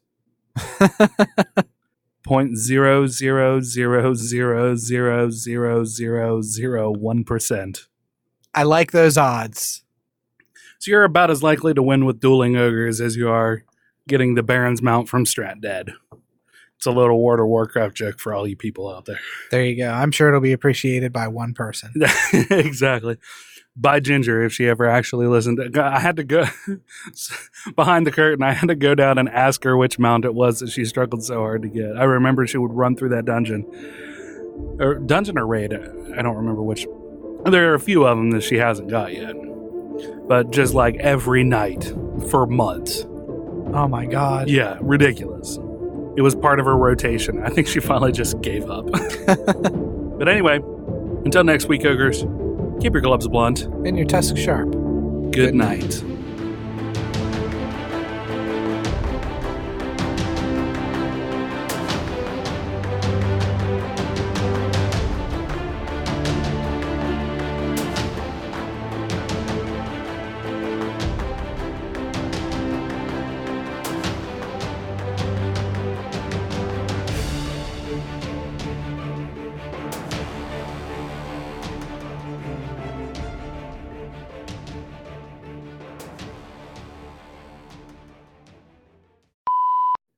You better do it.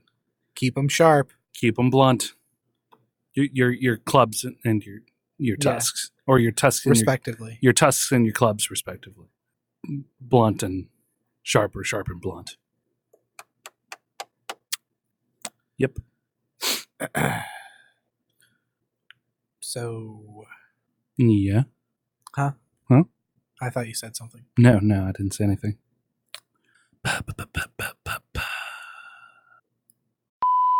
Do you, Remington? Do you? I do, Brandon. What if this is how I talked all the time? I would say that I would have an erection.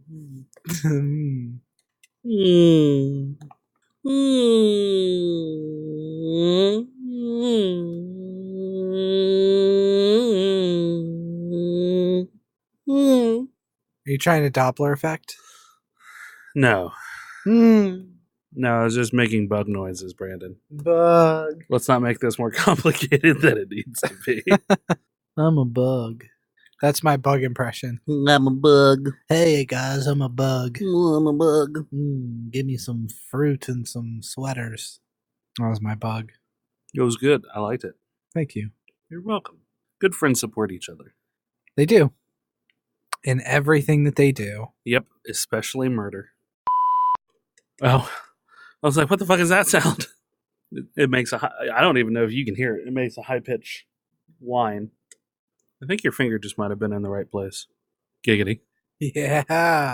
I see what you did there. Yeah. Yeah, you made it whistle. Huh? All right. This will work. I've got 1, 2, 3, 4. If you cover the loot box thing. Leave the story open, though. Don't tell me how to live my life, Brandon. Because there might be information in that story that you don't have. Oh, is there? Do you think so? I don't know. Probably not. It's a very short story. Yeah. It's talking about Michael Warnecki, the ESA's chief counsel on tech policy. I don't have names or anything. I just have that they're going to do it. That was my teeth breaking. Ouch. That's some good Foley right there.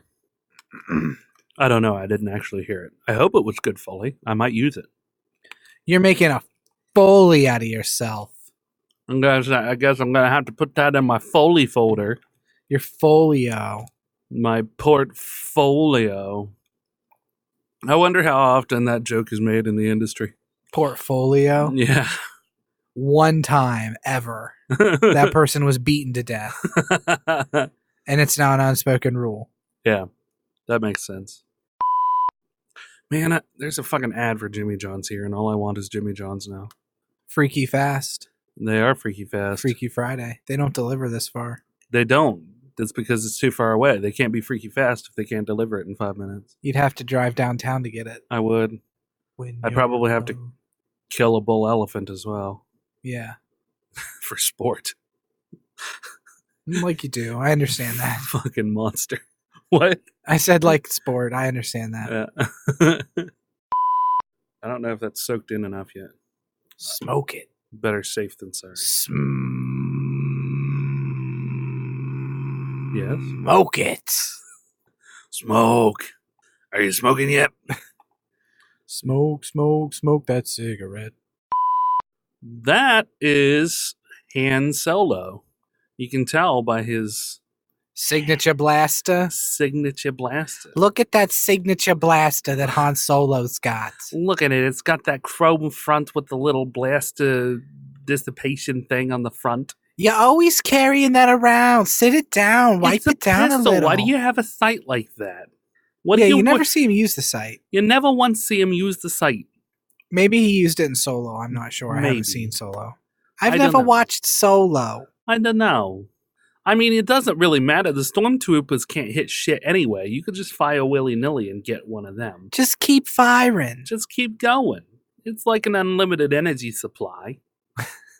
You can get like 1,000 shots before you have to change the battery.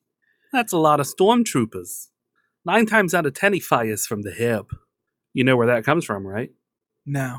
His days in the Old West movies and shows. Oh, really? Yep, that's where he got started. He was on an episode of Gunsmoke? Gunsmoke, yeah. That was the one that most immediately stands out. Yeah. Oh, look at you with your gun. It's smoking. But there were a couple of It's so ones. bad for the gun. The gun's Bad. going to get cancer. Cancer. Cancer. Cancer's not a laughing matter, Brandon. But it is when you say it in that voice. Boobs are. Cancer. Boobies. Bobies. Cancer of the breasticles. We should not be allowed to record when we're both fucking stupid tired. I feel great now. I feel fantastic, and I never felt as good as how I do right now. I feel ready and willing to serve our audience. Sexually? Whatever that entails, yes. Okay. With a great big helping of Brandon Pie. With a great big helping of Brandon's penis. Mashed potatoes and Brandon. Well, Hakeem, that's because scripts are confusing. I will help you when I'm not recording. Type, type, type. Type, type, type that cigarette. Did you say fuck you, Akeem? Fuck you, Darian! No, I like Darian. Tyrion? Darian. Not to be confused with Durian. Tyrion? Tyrion Lannister. The Tyrell Corporation, Remington? What? Perhaps I'll talk like this for the rest of the episode. What about that, huh? I started out one way and then I went into a totally different voice. Yeah. What about that, huh? And a different movie. Back into this, yeah? Yeah. Going right back into that 1940s spiel. Ha-cha-cha-cha-cha. Welcome. Okay, now I've got it. I've got the voice. He's got the voice, This ladies. will be my voice. This will be his voice. The Tyrell Corporation. Yes. Welcome. Welcome. Jeremy Irons. It always comes back to Jeremy Irons. Jeremy Irons. Jeremy Irons. How many times have we had, either in an episode or outtakes, us just being Jeremy Irons? 40, I would guess. Yes, probably. Roughly 40,000. I want everybody to go listen to our back catalog and tell us how many times we use Jeremy Irons impressions. Go listen to every episode of Dueling Ogres. That's and then 100. Report back to us. That is 190 episodes. That's a lot of content. 180 some episodes, because episode 1 through 7 are not published because they're Garbo. Yeah. Although I might be willing to throw those up on the Patreon if we get more patrons. Yeah, go do the Patreon. Go do the Patreon thing, guys. This is in the outtakes. It is in the outtakes. We're going to say the same thing in the episode itself. Yeah, well, That's if how we remember. Desperate we are. We are super desperate. $7 a month. I haven't even got a payout for it yet. That's bullshit. I think I have to get like $100. Do you know how long that's going to fucking take? Go throw a motherfucker $1, for Christ's That's sake. hilarious. But when you get that $100 payday, that's going to be sweet. I need at least 50 of our listeners to give us a damn $1, and in 2 months I'll get a payout. Is it $100 or is it 50? I don't remember. Like, it's even funnier saying it because like now we just sound like we're berating and needy. Yeah, because we are. Oh God. I mean, no, we're not. I mean, do I want people to help us and support us? Yes. But am I expecting it? No. You got to reach for the stars, Remington. Current balance 1990. Oh no, I guess I can. What's the automatic transfer? Automatically transfer funds on the 5th of each month. So I guess I can transfer that. Oh, that's cool. Yeah. 25 cents per payout on the direct deposit, or 1% with a minimum of 25 cents and a maximum of $20 if I go to PayPal. But I have my bank information in there, which will not be in the podcast. You don't want to read your bank account information out to our thousands of listeners? Yeah. That's my account number. If you just want to send me money.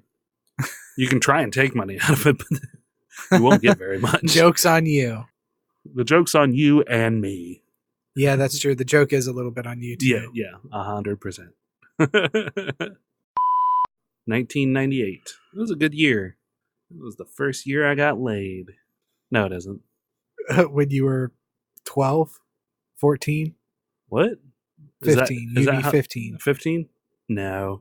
If only I were so lucky to be one of the kids nowadays, when apparently getting laid at 15 is a real possibility. Yeah, seriously. I was still fucking playing with Kinects when I was fucking 15. Boy, I wish one of these would fuck me. Just sticking them out my ass.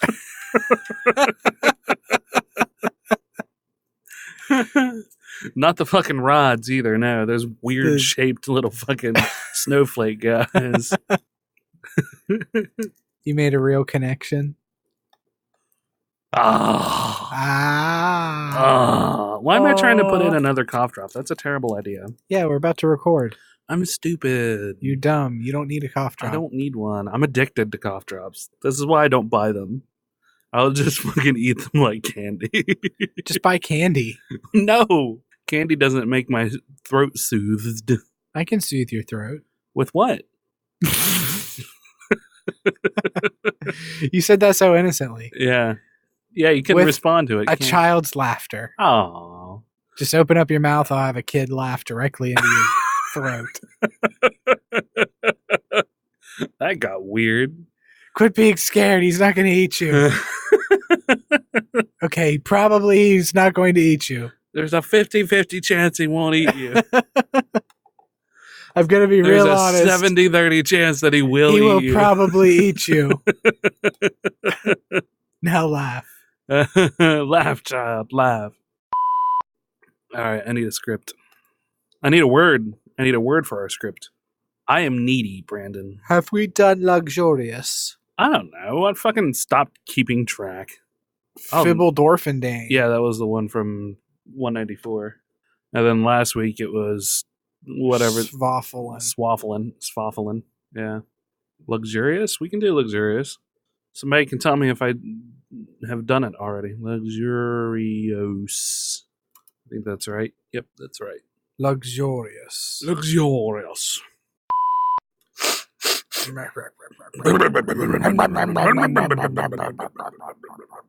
Brandon, I don't think you're B-word fat anymore. I mean, maybe if you try for it, I guess. I don't even have to try for it.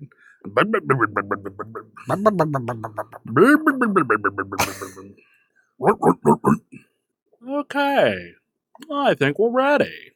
Okay. Yo, you got any paper towels over there? Hell no.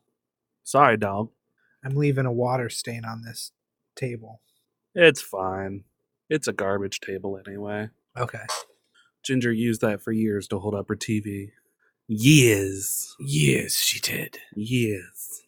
All right, here we go. I mean, I don't know why I said I mean. I didn't have anything to follow it with.